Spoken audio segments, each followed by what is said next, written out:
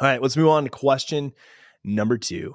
So question number 2 comes from Jennifer, and she says, when I am doing breathwork exercises, especially to relieve stress, I have found that instead of sitting upright, I actually like to lean over, still seated. Is this okay? I just feel better when I do this.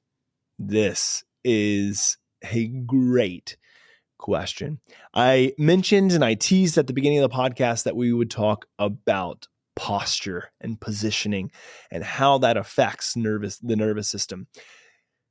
In general, when we look at the research and we look at the effects of posture on baseline HRV, so this is just non-manipulation. We're not engaging in breathwork practice. We're not engaging in biofeedback. What does posture do to heart rate variability?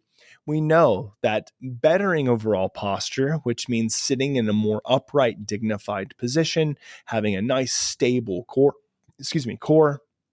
can be quite effective in helping you to regulate nervous system functioning. We see better parasympathetic or vagal output when people are engaged in this. Now, there is a difference, as I shift here, there is a difference between you being in an upright, dignified, good posture position that is still relaxed, as opposed to upright, dignified, postured position that is rigid.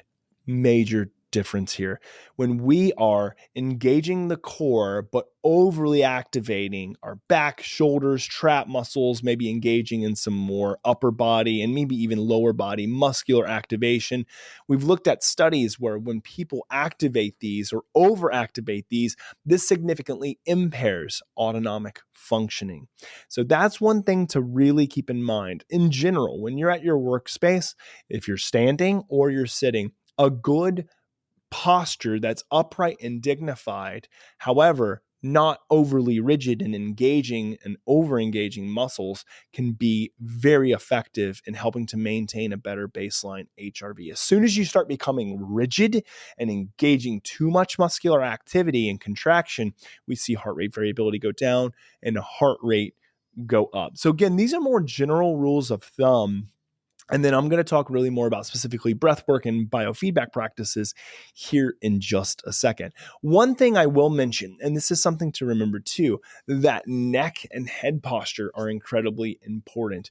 The reason being is because you have vagal innervations, the preganglionic neurons of your vagus nerve branches are running from the medulla and pons of your hindbrain, so up here closer to kind of like the base of the brain and at the dorsal part of your spine. And these will innervate down the back of the radial part of the neck, and they will then innervate out to postganglionic neurons that are connected to cells all across the body, but more specifically in organs, or especially large scale organs. It's really all organs, but namely heart, lungs.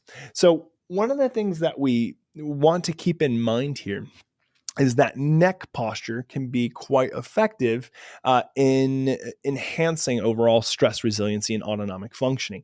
If we are putting too much inherent pressure on the neck, whether we're kind of pinching or pressing against the vagal nerve, this can indeed inhibit vagal outflow and inhibit vagal communication. Now, not much is known about this area other than there is inhibition.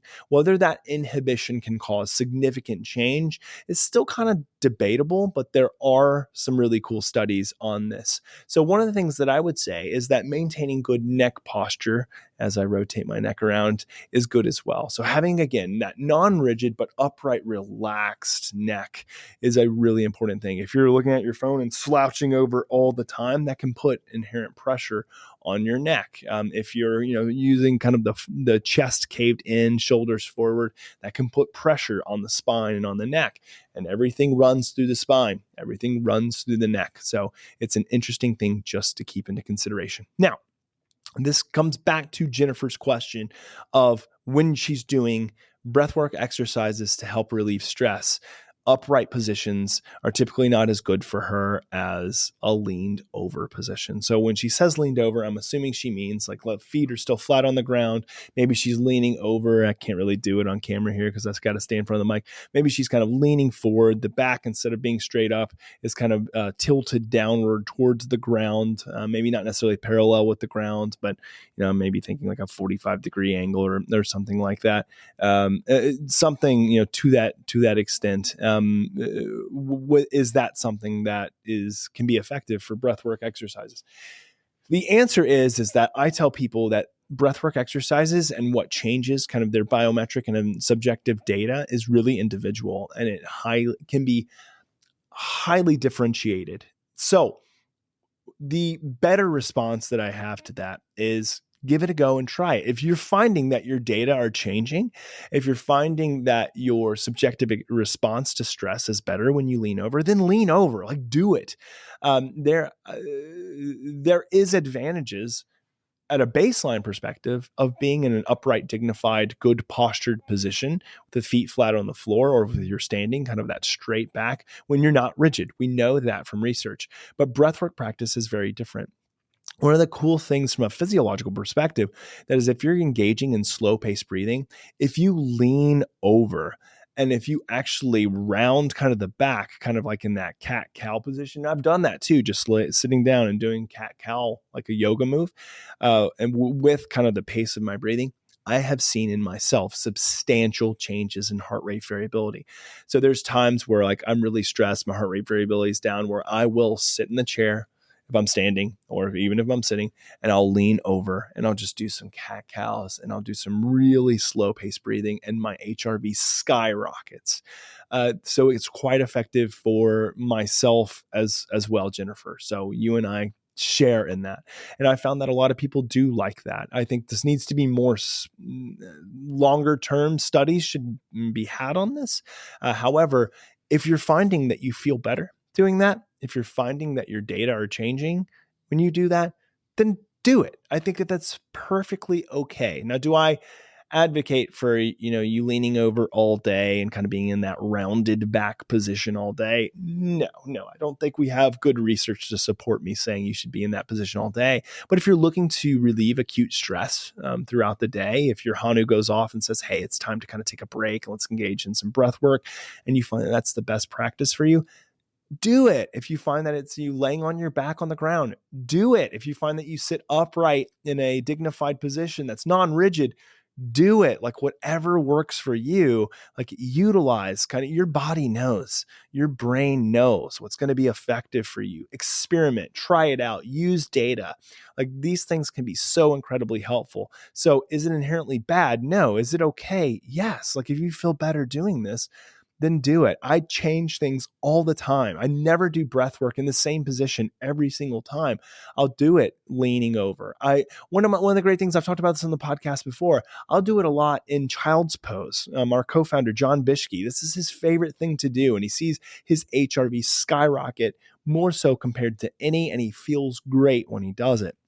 And again, when you're leaning over, you're allowing gravity to help expand the lungs. You're opening up the lungs just by leaning over. So there could be a lot of inherent physiological benefits to that. So that's my recommendation, Jennifer. If it works for you, I say keep on going. There's nothing that's going to be inherently wrong or bad with that. I actually think that there's a ton of good that can come from that. So Jennifer, hope that's helpful. All right. Well, we have gone an hour just by myself, covered a lot of ground, talked about things from eating and nutrition and inflammation and how that impacts nervous system functioning and stress resiliency. We've talked about those studies on breath awareness. Oh, that's a tough one. Breath awareness. Brief breath. It's kind of that alliteration kind of gets me. And then we talked about slow paced breathing on executive functioning and how effective that can be compared to just being mindfully aware of breathing. And then we had some great questions. So again, always love doing these Q&As. Keep submitting these questions. They're extremely helpful for you to ask questions so that other people can hear the response, because a lot of other people are dealing or battling with the same issues. And so there's no dumb questions here. Thanks for listening to the Hanu Health Podcast. We hope you enjoyed the show. This podcast would not happen without listeners and supporters like you. And the best way to support us and the show is to head on over to iTunes and provide us with a 5-star review. This helps us reach others and spread the good word of breathing and stress resiliency. If we read your 5-star review on air, please reach out to podcast@hanuhealth.com with your name and mailing address, and we will send you some sweet Hanu gear. Until next time, breathe better and stress less.